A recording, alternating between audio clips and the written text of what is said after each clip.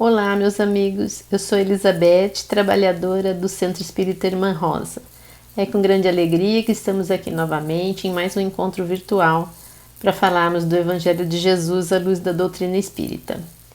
A nossa palestrante de hoje é nossa amiga Marta Novis, que é trabalhadora do Grupo Espírita Francisco de Assis. Dentro do nosso tema do mês, que é o desafio da pandemia, eu e o Espiritismo, ela vai nos falar sobre liberdade de pensar e liberdade de consciência.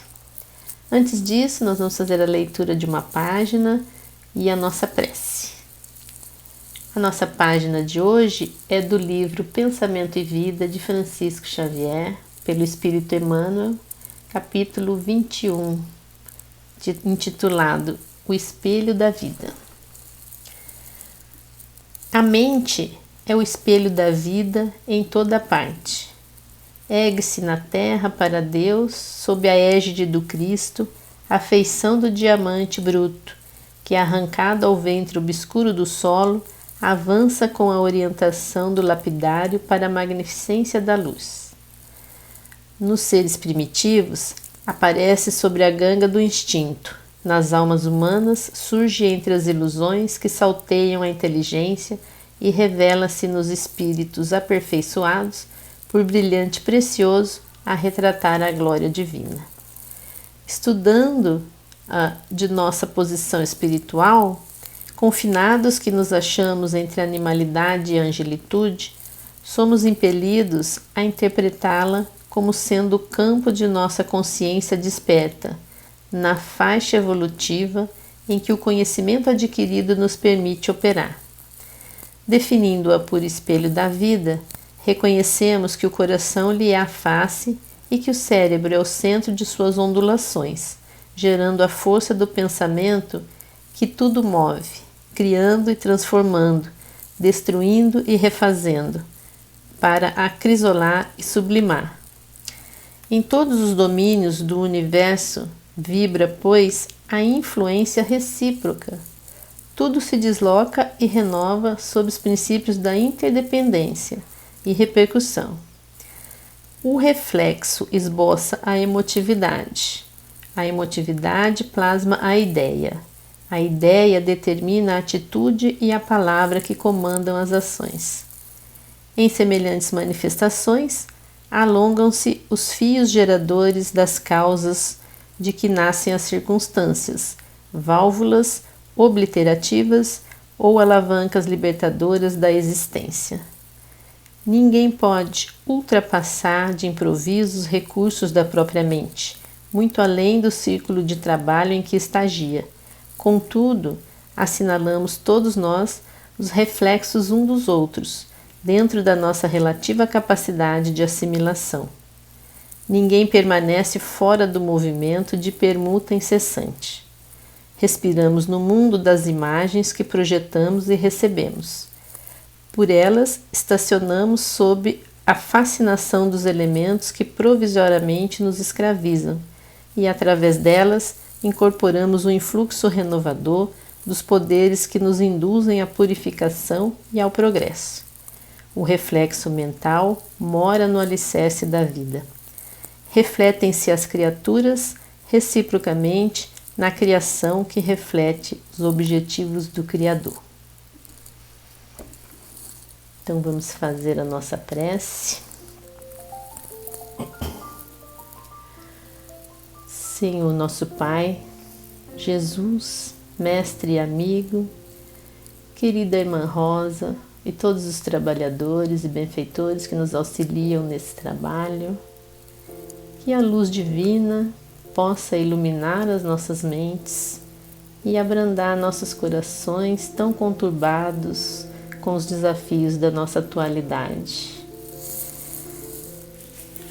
para que possamos absorver as palavras do Evangelho trazidas pela nossa irmã Marta, que ela possa ser inspirada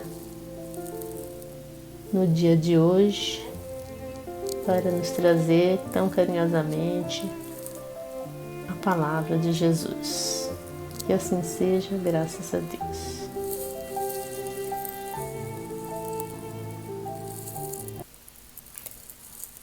Então vamos passar a palavra para nossa amiga Marta agora. Olá, é uma alegria estarmos aqui juntos novamente, nessa casa que é tão querida, nessa casa em que tenho tantos corações amados. É mesmo uma felicidade estar aqui novamente. Bem, hoje nós fomos convidados a refletir acerca da Lei de Liberdade. Capítulo 10 do Livro dos Espíritos é uma das 11 leis morais descritas por Kardec nesse livro. E hoje nós vamos falar acerca da liberdade de pensamento e da liberdade de consciência. Bom, quando eu vi esse tema, a primeira coisa que veio à minha cabeça foi uma pergunta assim: o que é ser livre? Liberdade, né? O que é ser livre? Aí eu respondi para mim mesma: bem, eu sou livre quando eu posso fazer tudo aquilo que eu quero. Mas aí me veio uma segunda pergunta. Eu fiquei me perguntando: será que isso é possível? Será que eu posso fazer tudo aquilo que eu quero da maneira como eu bem entender? Aí fui ao Livro dos Espíritos, na questão 826. Nessa questão, Kardec pergunta aos benfeitores em que condições o homem poderia gozar dessa liberdade absoluta. E os espíritos respondem que não é possível. Se mais de um homem está presente, ou seja, se eu não estou sozinha, eu não tenho como ter uma liberdade absoluta. Por quê? Porque vivendo em sociedade, há uma série de direitos que precisam ser respeitados. Então eu preciso aprender a respeitar o direito do meu irmão, para que o meu irmão respeite também os meus direitos. Aí eu fiquei pensando, mas então eu jamais terei essa liberdade absoluta. Isso é o quê? É um sonho? Será? Eu nunca vou conseguir dizer que sou livre, absolutamente livre? Aí fui de novo ao Livro dos Espíritos. E lá na pergunta 833, Kardec faz essa pergunta aos benfeitores. Ele pergunta se existe alguma forma em que a gente sinta uma liberdade absoluta. E olha qual foi minha surpresa. Os benfeitores disseram que é pelo pensamento que o homem goza de uma liberdade sem limites. Quando eu li isso, eu me lembrei da história de Sócrates. Sócrates foi mestre em filosofia, em moral, em ética na sua época. E ele estava preso porque havia sido condenado à pena de morte. E ele então seria envenenado e dessa forma desencarnaria. Só que seus discípulos se reuniram, armaram todo um plano para libertar Sócrates da prisão. Chegaram até ele e conversaram com ele, que haviam arquitetado todo um plano, inclusive o guarda que tomava conta de sua cela já estava também envolvido nesse plano. E aí os discípulos diziam: mestre, você não será mais prisioneiro, você estará livre. Sócrates então vira para os seus discípulos e pergunta: mas quem foi que disse a vocês que eu não sou livre? Meu pensamento é livre. Olha que beleza essa consciência de saber que o pensamento é livre, que a gente pode ir onde bem entendermos através dos nossos pensamentos. Mas aí lembrei dessa história de Sócrates e fiquei pensando: que bom, a gente pode então pensar em tudo aquilo que a gente desejar, não é assim? É verdade, mas tem um porém.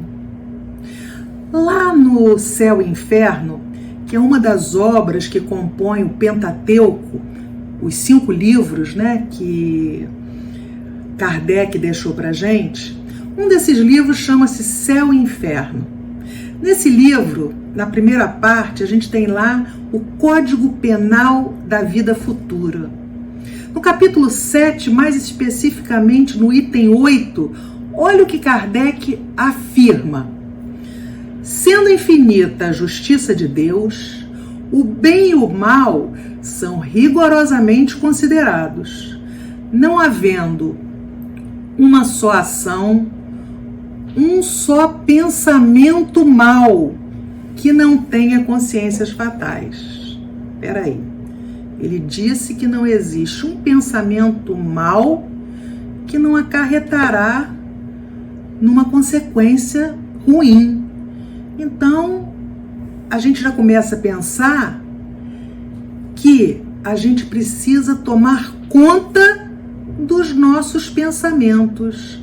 A gente, na verdade, precisa exercitar essa liberdade de pensar através da nossa razão. Mas a gente também falou que um dos itens a serem refletidos neste dia de hoje seria a liberdade de consciência. Liberdade de pensamento e liberdade de consciência. Mas o que é essa consciência? Como assim liberdade de consciência? Kardec perguntou isso aos espíritos, e os benfeitores, lá na questão 835, nos dizem que a liberdade de consciência, ela, na verdade, ela pertence a todos os outros nossos pensamentos. Isso porque a consciência, na verdade, segundo os espíritos, é um pensamento íntimo. Se é um pensamento íntimo, é um de nossos pensamentos. Mas tem um detalhe, né, nesse pensamento íntimo. É que esse pensamento, essa noção de consciência, tem a ver com a nossa condição evolutiva. Porque na medida enquanto vamos evoluindo, a gente vai tendo a noção do que é certo e do que é errado. Essa noção de certo e errado é que vai fazer com que a gente entenda as leis divinas, que, aliás, segundo os benfeitores, lá na questão 621 do Livro dos Espíritos, estão na nossa consciência. Então, essas leis divinas, essas leis de Deus, que precisam ser por nós compreendidas, mas também precisam ser transformadas em atos do nosso dia a dia, são elas que vão dizer o quanto nós estamos evoluídos em moralidade. Nós dependemos do conhecimento dessas leis para sabermos o quão evoluídos estamos neste momento de nossas vidas. Então vamos recapitular. Quando a gente fala em liberdade, a gente está falando de uma faculdade que o indivíduo tem de decidir ou de agir conforme a sua vontade própria. Então, na verdade, a liberdade me deixa ser dona de mim mesma.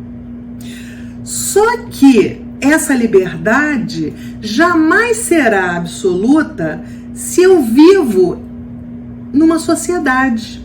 Porque em vivendo numa sociedade, eu preciso aprender a respeitar o direito do outro para que o outro respeite o meu direito. Kardec diz que essa liberdade absoluta só seria possível se eu vivesse num deserto, como um eremita, sozinha, sem ter que dar satisfação, sem ter que prestar contas de nada àqueles que estão ao meu entorno. Porque do momento em que eu vivo em sociedade, todos os indivíduos que fazem parte dessa sociedade têm direitos recíprocos. E essa liberdade, então, não é absoluta, ela é relativa. Porque a liberdade e o direito de uma pessoa terminam onde começam a liberdade e o direito do outro.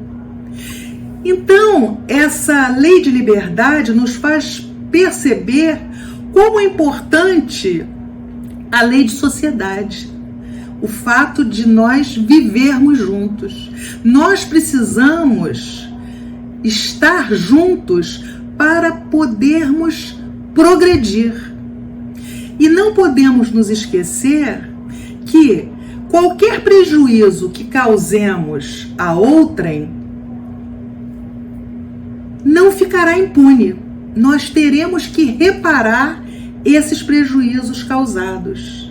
E aí a gente lembra aquela regra de ouro que Mateus descreve muito bem no capítulo 7, versículo 12 do seu evangelho, quando retrata o dizer de Jesus: não faça ao outro aquilo que você não gostaria que os outros fizessem a você. Então essa lei de liberdade, ela vai ser melhor entendida, a gente vai entender essa liberdade de pensar quando a gente unir a essa liberdade de pensar a liberdade de consciência. Isso porque a nossa liberdade de pensar é plena, mas a liberdade de consciência, ela é restrita.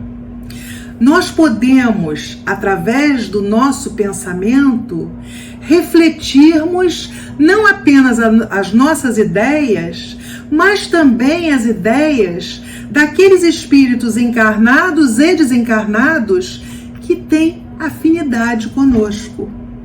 Por isso, a importância de nós prestarmos bastante atenção nesse chamado pensamento íntimo, nessa nossa liberdade de consciência. Não podemos nos esquecer jamais que à medida que vamos evoluindo, que à medida que vamos tendo mais conhecimento do certo e do errado, mais nos será cobrado. Muito será cobrado a quem muito for dado. Então, na medida em que a gente vai tomando conhecimento dessas leis divinas, a gente vai ser mais cobrado, a gente tem mais responsabilidade. Essa consciência, na verdade, ela é uma faculdade que nos permite estabelecer julgamentos morais, juízos de valor. Isso, obviamente, através do que aprendemos ao longo de nossas muitas encarnações e também através do contexto cultural em que estejamos incluídos no momento. Nossa liberdade de pensar é ilimitada, mas nossa consciência sofre restrições. E se a gente não tiver cuidado com essa consciência, cuidado com essas restrições, a gente acaba por desencadear em nós ações eticamente e moralmente abusivas. E essas ações vão causar desarmonia e sofrimento, tanto em nós mesmos quanto naqueles que estão ao nosso entorno. Daí a nossa cautela quando formos julgar algum ato, algum pensamento de alguém, porque a gente pode estar atentando contra a liberdade de consciência de outra pessoa. Todos nós temos direito dessa liberdade de consciência, de termos as nossas convicções. Agora, nós precisamos também termos a convicção de que essa liberdade de consciência do outro, ela pode ser mudada. Ela pode não permanecer da forma como é. Mas isso vai depender do modo como nós apresentarmos o nosso ponto de vista. Nós não podemos achar que por meio de imposição, de gritos, de palavras ásperas, nós vamos mudar a consciência do outro. Consciência essa que pode estar fazendo mal para uma coletividade. Então, Kardec nos adverte que nós devemos sim interferir nessa liberdade de consciência do outro se esse outro está causando mal à coletividade, mas que nós devemos ter muito cuidado com essa forma de falar. Nós devemos sempre nos lembrar de Jesus, que era manso, era terno, era doce. Ele conseguia mudanças através de persuasão e não através de imposição. E aí eu fiquei me perguntando, nosso grande problema está em acharmos que se alguém não pensa como nós, esse alguém está contra nós. Será que é isso mesmo? Será que se alguém não pensa da mesma forma que eu, essa pessoa é minha inimiga? Não é. Nós precisamos entender que somos livres pensadores. A doutrina espírita nos ensina isso. Ela nos diz o quão importante é estarmos sempre questionando, estarmos sempre perguntando se aquilo está de acordo com a ciência, se aquilo é correto.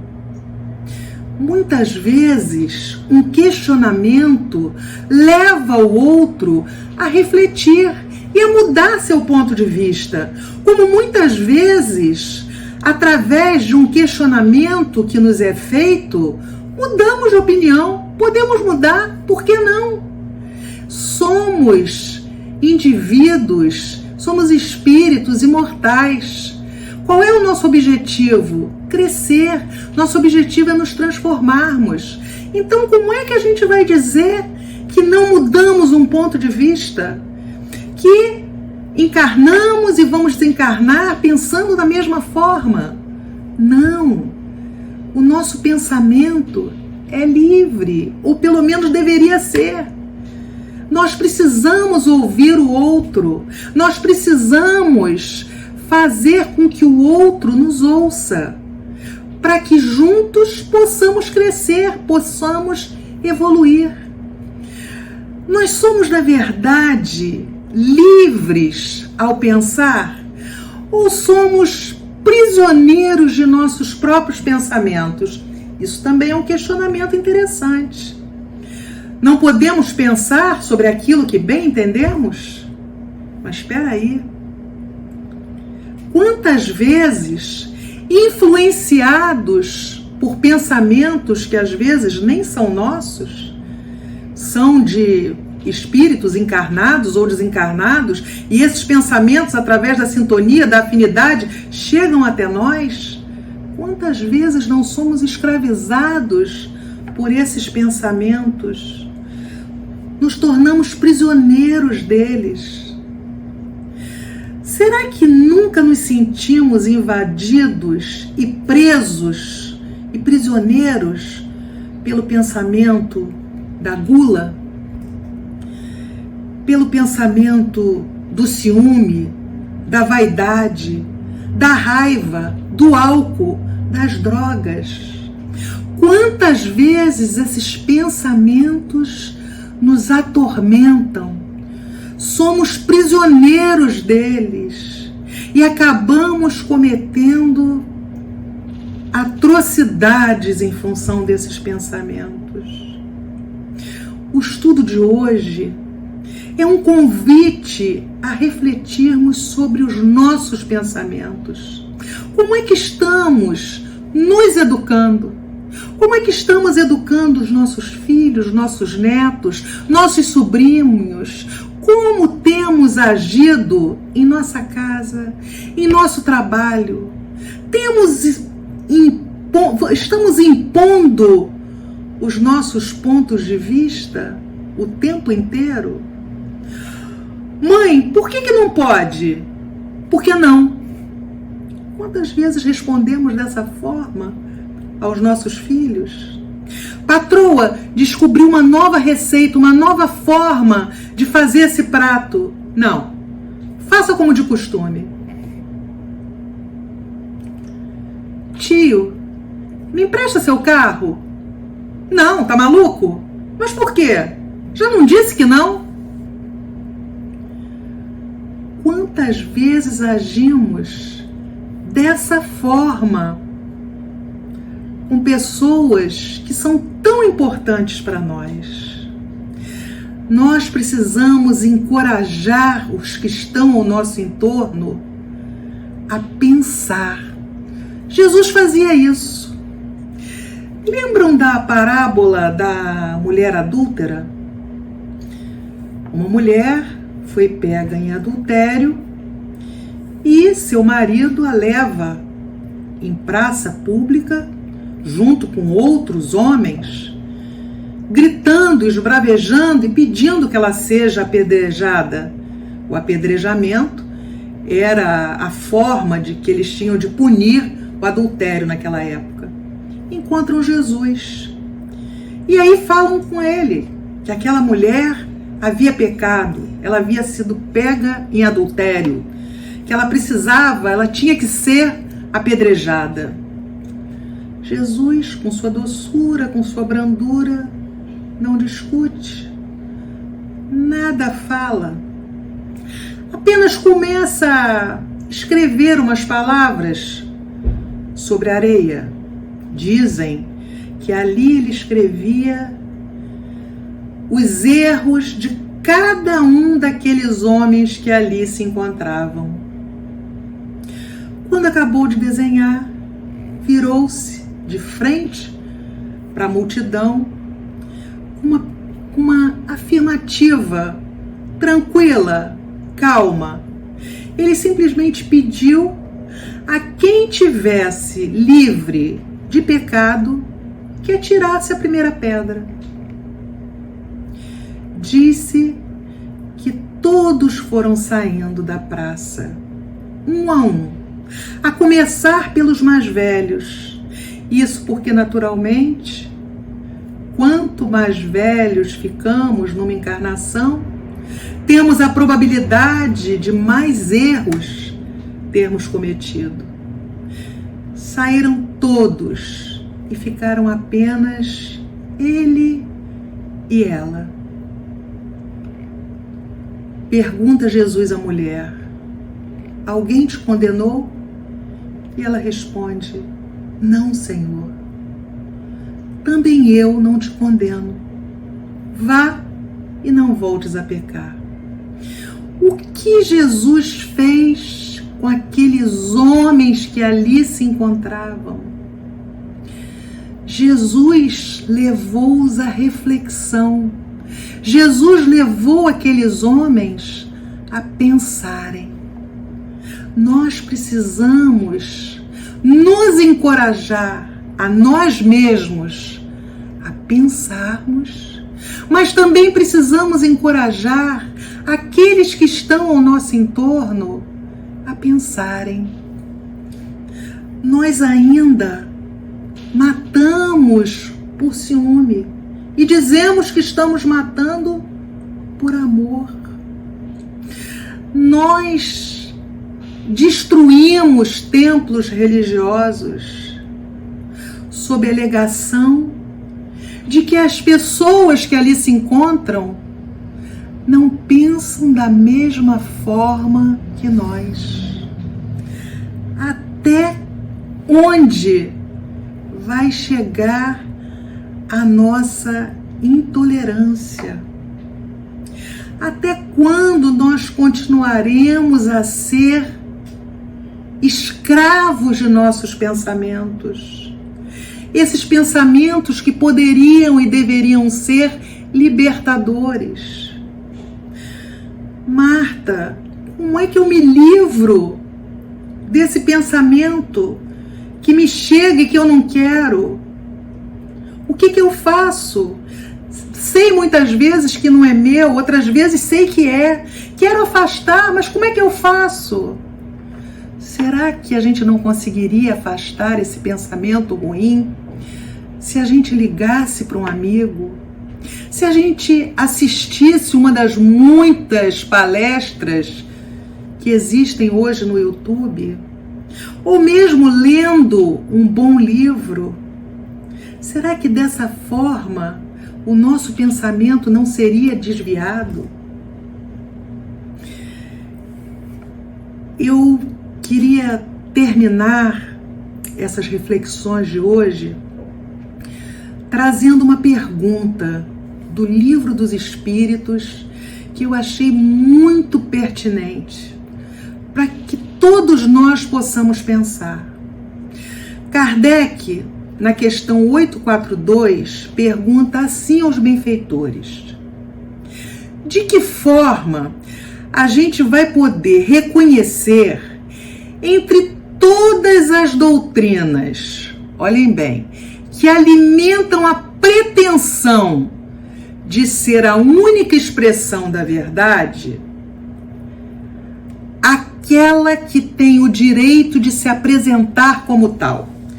Kardec então está perguntando, olha só, tem um monte de doutrinas, tem um monte de gente dizendo que a doutrina que professa é aquela que é a pura expressão da verdade. Aí Kardec pergunta, como é que eu vou saber qual é a melhor? Os espíritos respondem a Kardec.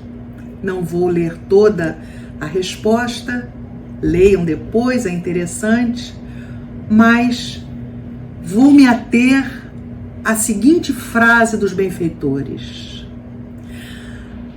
aquela que apresenta a expressão da verdade é aquela que mais homens de bem e menos hipócritas fizer.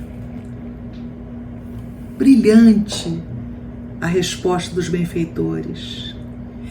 Eles estão nos mostrando que nós não devemos ser intolerantes com a consciência íntima de ninguém, porque cada um de nós tem direito a essa liberdade de consciência que foi adquirida através de nossas muitas encarnações, que nós não devemos desrespeitar essa liberdade de consciência de cada um de nós, porque só assim nós conseguiremos ser uma sociedade melhor, uma sociedade onde o bem impere, uma sociedade em que chegará o dia em que nós teremos liberdade absoluta de pensar, porque nesse dia só pensaremos no bem, só pensaremos no amor, só pensaremos na caridade, bandeira da doutrina que abraçamos. Agora, meus irmãos, o nosso irmão Alberto, que é tarefeiro do Grupo Espírita Irmã Rosa, fará a nossa prece de encerramento e também a fluidificação das águas. Ao concluirmos mais uma reunião de assistência espiritual. Nós elevamos o nosso pensamento a Jesus, a nossa querida irmã Rosa, aos amigos espirituais, trabalhadores desta casa de amor e caridade, para agradecer por mais esta oportunidade em que aqui reunidos virtualmente estudamos um pouco mais o Evangelho do nosso Senhor Jesus Cristo à luz da doutrina dos Espíritos, como forma de nos possibilitar encontrarmos novas perspectivas na nossa existência.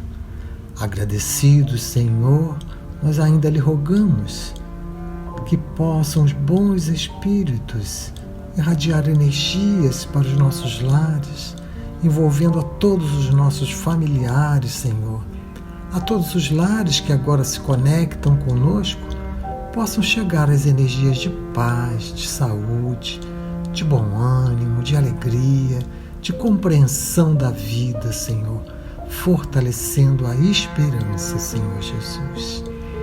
E finalmente, Mestre amado, nós lhe pedimos ainda pela fluidificação das nossas águas, pois sabemos que este é o remédio que haverá de complementar as nossas necessidades fluídicas, que os bons espíritos possam derramar sobre as nossas águas as energias que haverão de nos equilibrar fisicamente, emocionalmente, mentalmente, espiritualmente, em todas as nossas necessidades, possamos ser atendidos com esta magnetização das águas.